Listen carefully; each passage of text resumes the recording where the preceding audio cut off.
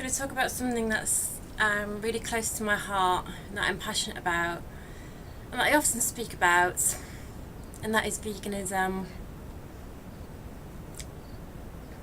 I just like to talk about it again because I can't stop talking about it.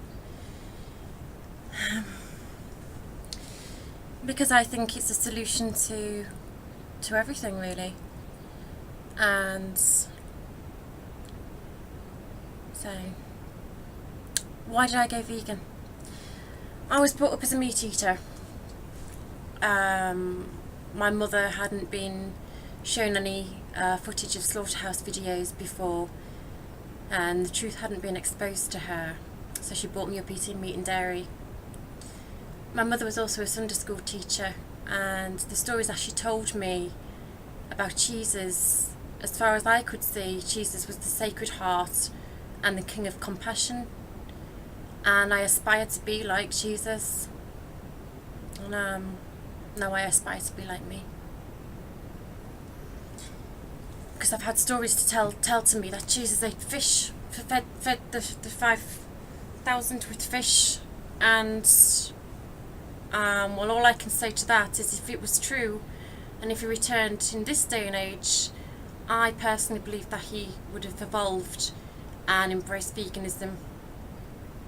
I actually don't think it's true, anyway. Saying that Jesus eats animals is saying that vegans have a more sacred heart and are more compassionate and empathetic than Jesus. So if he did eat meat, I wouldn't be following him anyway. I'm my own person, and I don't believe in following anyone but your own heart, and the reflections of you around you tell you what you need to know about yourself and ourselves as a whole, as one being, one energy. So I basically, when I was 8 years old, I saw a program on TV with a cow. I'm not going to go into the violence of it anyway. It was very violent. I was in tears because I was sane, sane as a child, and any sane child seeing an animal being slaughtered would be in tears too, and have absolute traumatic stress from it, wouldn't they? That's why no one shows slaughterhouse footage to a child, because they know how it would affect them, so they keep it hidden from them. If it was natural for us to kill animals and eat them, we would have no problem showing our children slaughterhouse videos and showing them how they're killed, if that was in our nature. But it's all hush and a secret, because we secretly know that it's not in our nature to kill and harm. Well, saying that, it obviously is in some people's nature to do that, but you're hiding it from the children. You're kind of denying that should be that way. And if it's natural, the children would naturally, kill animals too. But however, if a child does kill an animal, like a dog or a cat, they're seen as insane, and they might grow up to be a psychopathic killer and are dealt with. And how's that any different from a child killing a cow, pig, chicken, sheep, whatever? However, if a child did kill a cow, sheep, chicken, pig, whatever, you would start and get worried, wouldn't you? However, you still feed them meat and dairy. So I saw this, and I was crying my eyes out, and I became traumatised, and I cried to my mum, how could you do this to me? That's why I believe that on the Right Stuff show they said it's vegan child abuse, veganism child abuse, feeding your children vegan food child abuse. I actually believe it's the opposite. To not tell your children the truth about where their food comes from and bring them up in a violent way and teaching them violence and disempathy and disconnection from living beings, disassociation, leading them on to be closed-hearted beings and brainwashed into thinking violence is normal. Now that is abuse to me.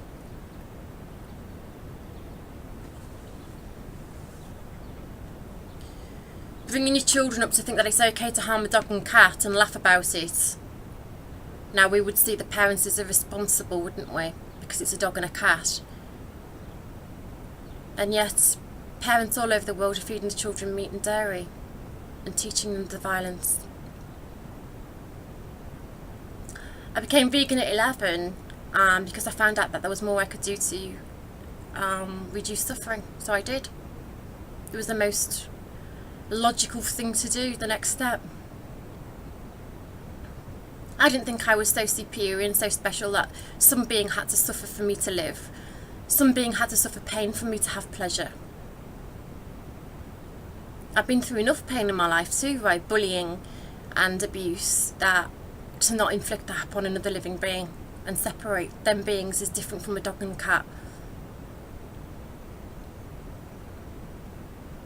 And it seems that some of us go through experiences in life and trauma, and we learn more compassion and empathy from that trauma, whilst others become more cold-hearted, desensitised to violence, and want to inflict their pain, inner pain, upon the innocents who've done nothing wrong.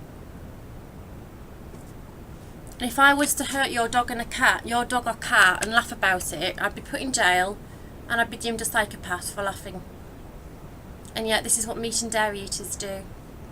If they find out you're vegan, they will call you names, and they will post pictures of burgers and things like that and laugh and say vegans need to be stopped and things like this, because they're brainwashed to think that a dog and a cat is different from a sheep, a cow, pig, chicken, whatever, because it's cultural brainwashing. Most people know in China dogs and cats are caged and they're eaten, and most people are shocked by this, but it's only because you've been brought up in a culture that says that dog and a cat is royalty and the other animals are to be eaten. Cultural brainwashing. You are brainwashed. And cult is that's the right word for it, cult. You need to have your own mind and open your heart and ask yourself what you believe to be true and real, and how you wish to live. Now, I've made a video about this before. Teachers, police, psychologists. We've got psychologists and psychiatrists counselling people who've maybe abused a dog and a cat and gone on to hurt human beings when they're eating animals. We've got the RSPCA arresting people for dog and cat abuse and pointing the finger, leading on to them being charged and put in jail while they're eating 200 abused animals a year. How's that fair? We've got the police doing the same thing. And it's the government that are setting the laws down and saying, well, if you're abusing a dog and a cat, that's horrific and you need to be jailed because you're a danger, and have animals taken off you. But then those people can go around eating animals, which are more abused and suffer more than one dog or cat that's been abused.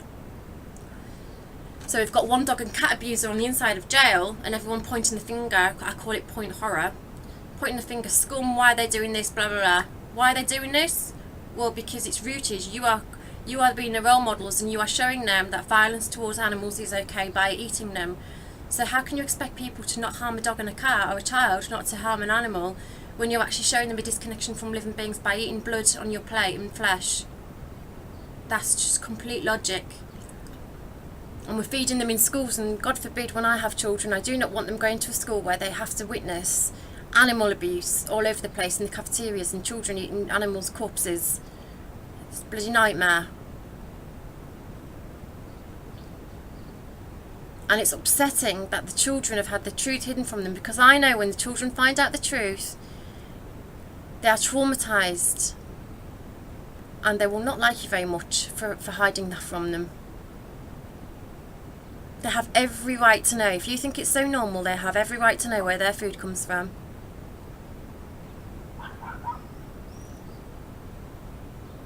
I'm sick of society pointing a finger at people that are violent towards animals, are violent towards any human being, then wondering where the violence all stems from.